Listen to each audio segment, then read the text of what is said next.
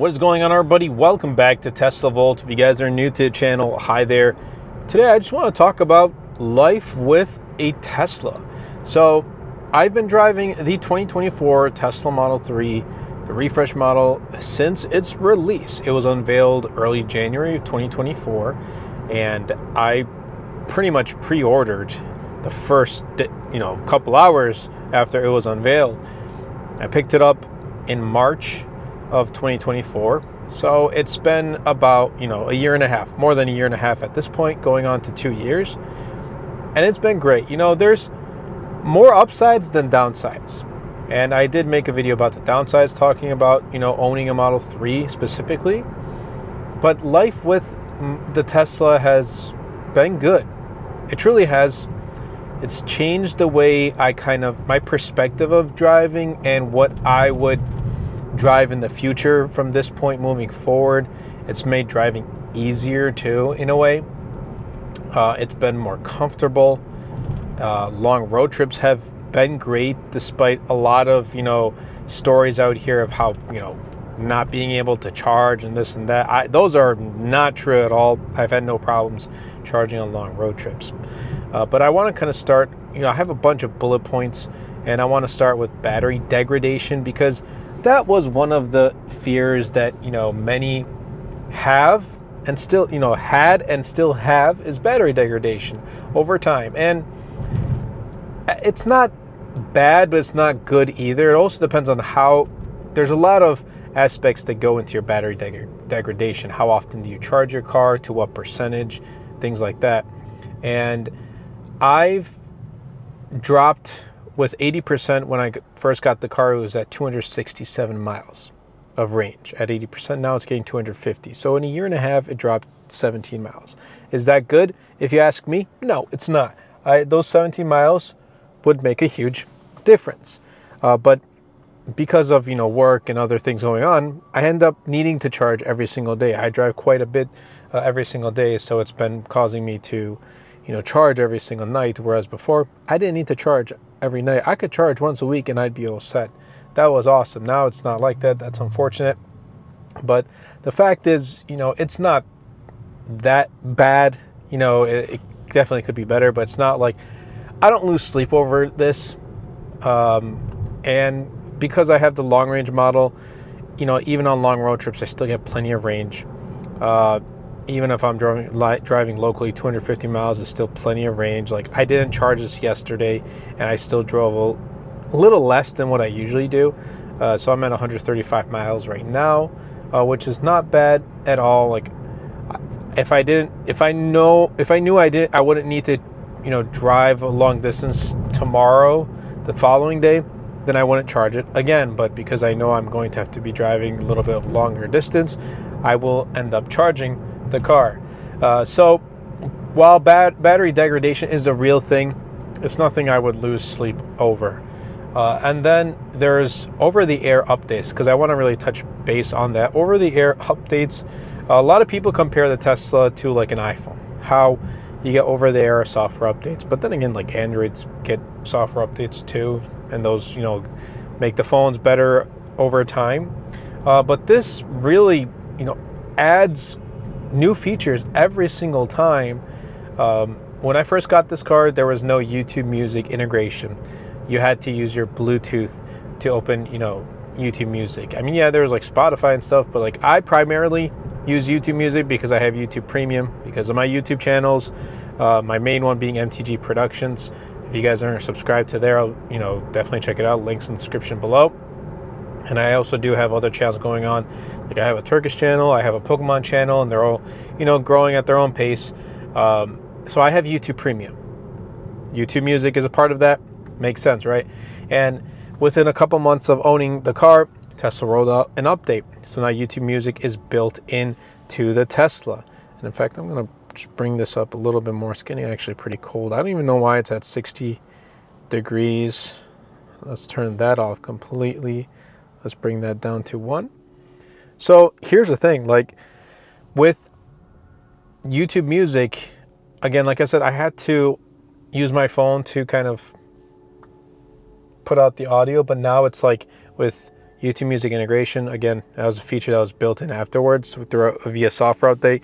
Then there was, opening the trunk hands-free.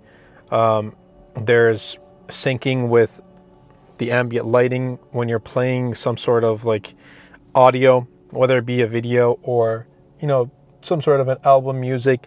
And it pretty much takes the album art cover and kind of right now syncs it with that. So you see this video right here. It's paused, but it's a YouTube video. And since a lot of, most of the thumbnail art is a little bit orange, it's taking that and it'll kind of like flicker on and off according to like the beat of that tune or someone talking, whatever the case may be. So that's just one new feature. There are so many other ones as well, and I absolutely love it. I just know that like over time this car is going to get better and better because of these software updates that you wouldn't really see in other cars. Now I want to talk about the longevity of this car specifically and how long will this last. Truth be told, I am comfortable that this will last 6, 7, 8 years and moving forward if I do want to keep it for that long. I've definitely had thoughts about switching, obviously not right now, later in the future, but when I first got this vehicle I was like, I'm going to drive this Model 3 until its lifespan comes to an end. But I think from this point moving forward, every couple of years try out the new Tesla models and things like that. Obviously making content is a big reason why I would upgrade. And then having a family, this is not an ideal family car. So definitely getting a larger car to accommodate for family needs. So longevity of driving this car, I'm sure it's definitely out there. Like it's going to last a while. But will I keep it for that long? Who knows? Like I already got a lot of miles on this car and it's not the greatest. So there is that, that consideration too. Now, shifting into the minimalist design, I get so much, I barely get positive comments, in person at least, about this minimalist design. People are like, oh, you're not driving a real car. Oh, you're driving a go-kart. Like what kind of, interior design is this? And look, I personally like this interior design. Like I'm all for it. And if you don't, then you go with a different car. I mean, I personally think it looks better than having a bunch of buttons and all this other gadgets and stuff. But then again, like some people would prefer having physical buttons for like, the AC controls and volume buttons and things like that, which I understand too. But once you get used to this infotainment screen, then you're all set to go. Honestly, I like it. Now there are third-party, accessories where you can put like a dashboard screen right here, which I actually would love to, but just haven't come around to getting to that point yet. Just to add a little bit of, uniqueness and personality to the Model 3. But for now, I like this. At least, I have the Tesla yoke and I've gotten used to this. I won't be switching. I have the swivel screen right here for the Model 3, which I will be leaving a link in the description down below. It's from Hand Show and I've been using it for quite some time. Absolutely love it. A lot of people think this is stock, by the way, like being able to swivel the screen. No, it's not. You can shift it towards the driver, you can shift it towards the passenger, you can shift it upwards, downwards, just straight across, whatever the case may be. And I absolutely love it. It just makes the driving experience so much easier. Like just a quick glance, I don't know, since the screen is directed towards me, it's easier to see the screen rather than if it's facing straight. So I've gotten used to, like, just my eye movement has gotten used to where the screen right now is located. Now, let's talk about maintenance. The only maintenance, well, there is two big maintenance, not big, but two maintenances that I have done, like repairs, I guess. Well, one big repair, and actually I wouldn't really call that repair, but man, I'm kind of losing my train of thought here and the words that I want to say. But obviously changing tires. These do wear out a little bit quicker than regular, internal combustion engine vehicles. And obviously, fluid to, the windshield wiping fluid. So you want to make sure you have enough of that. And I feel like I go through that a little bit more than I used to with my Honda Civic, so that's kind of awkward. But you know, in just a year, I had to change my tires because there's no tread, and one actually there was a hole, and it was leaking air, and we couldn't find the reason for it. It was pretty bad, so we had to change that up. And I got all 4 tires changed in the end. First the rear tires, that set of 2, and then a month later I got the front set because there was no tread left. So they really get worn out pretty quickly, and Tesla tires are not cheap. They are pretty expensive. So if you are, you know, getting a Tesla or you have one, just do keep that in mind. They are pretty expensive. Now, the one thing I love about this is the aftermarket support. Like, all the accessories you can get for this car to make it so much better is amazing. First of all, like, the biggest thing with accessorizing this car is getting it wrapped. I have not, and at this point, it's like, while I still would love to, I don't know if I should, given like I'm not, you know, wanting to keep this car for super duper long. And is it worth paying a premium for wrapping the car? I don't know. But you get a lot of accessories. There are so many accessories you can like mix and match with the exterior, with the interior. That's why I love this car, because you can truly make it your own. You can get seat covers, which I did. I got white seat covers. I'll be leaving links in the description down below. Those are from EV Base. You can get different colored, like I have white seat covers.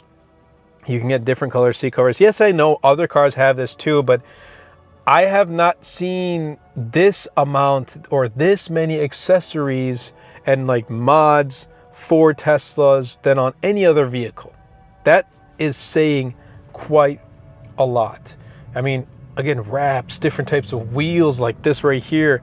In some cases, you can do like some software mods, which I have not dabbled into. Maybe someday I will. But I always get this question like, hey, well, is this going to be your like only Tesla? Will you buy another Tesla after this one, and when? And here's the answer for that. When? I don't know. But will I buy another Tesla after this? Probably.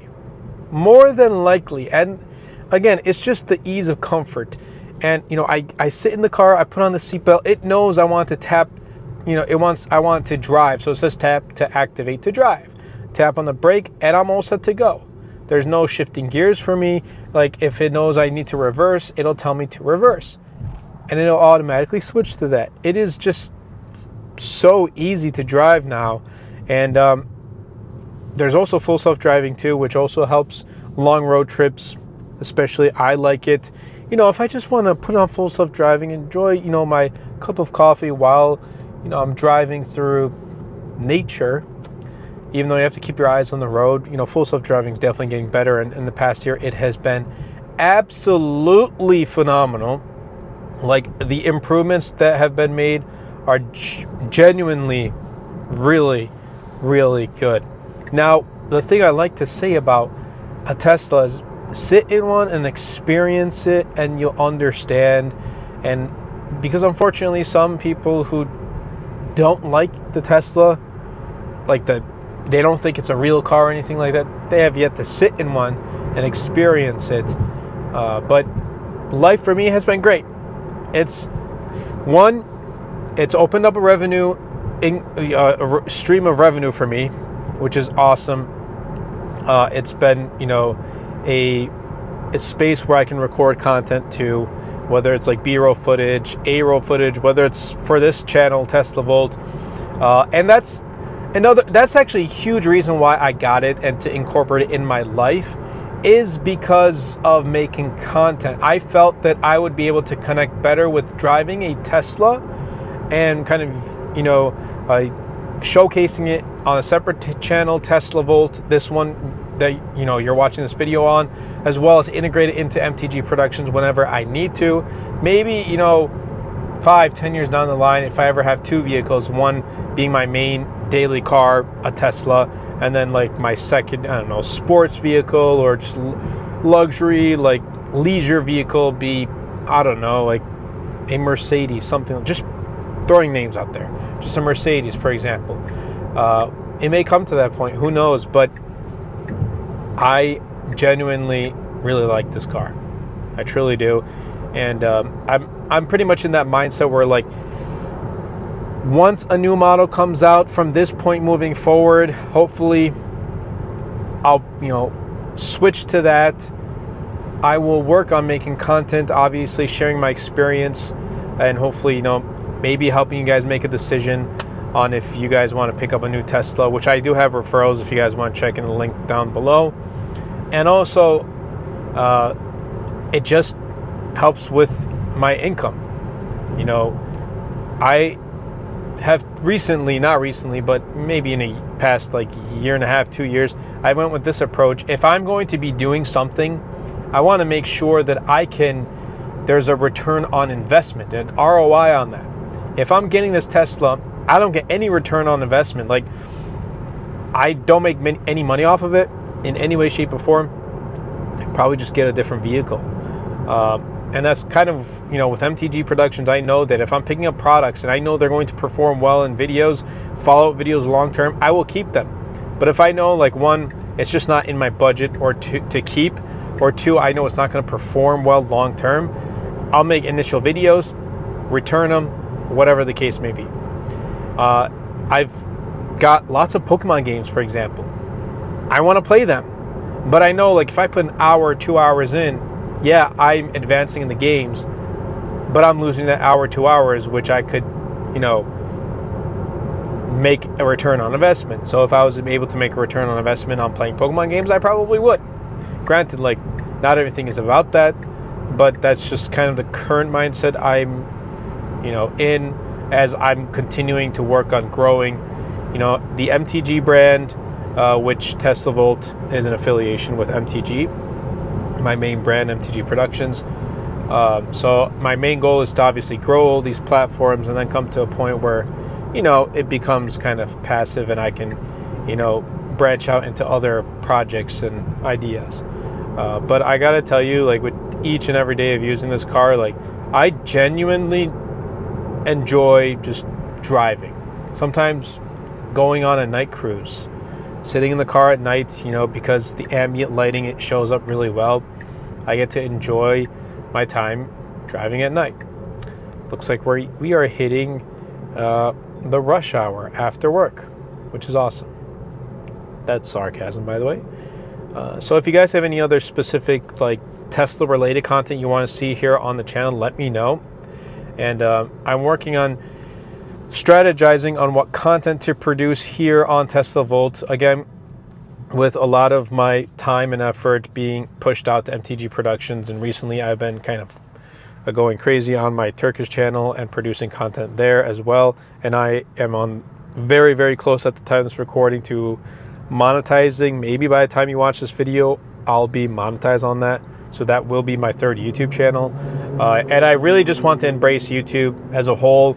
Kind of, not persuade, but encourage those who want to get into the YouTube space, whether it's to grow a personal brand, a business brand, whatever the case may be. I know this is a little bit off topic, but YouTube is key for success, I think, right now and going into 2026. It should be, especially if you're looking to grow a business or a personal brand, you should probably get on YouTube. There are so many great opportunities that I've come across because of starting on YouTube. And I started back in 2014, and I didn't take it really seriously until 2021.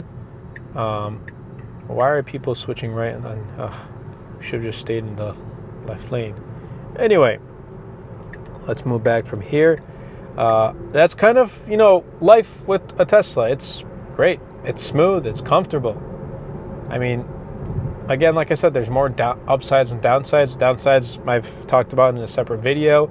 But if you guys did enjoy just this little talk with me, as I kind of plan on having more of these talks, again, like I said, I'm spending more time on the road, so I want to make use of this time and just share my experience, my thoughts, what's going on, in the world of Tesla and me driving one as well. So I hope you guys did enjoy. Definitely be sure to subscribe to the channel if you haven't already, and wish me luck on this rush hour, and I'll catch you guys in the next episode.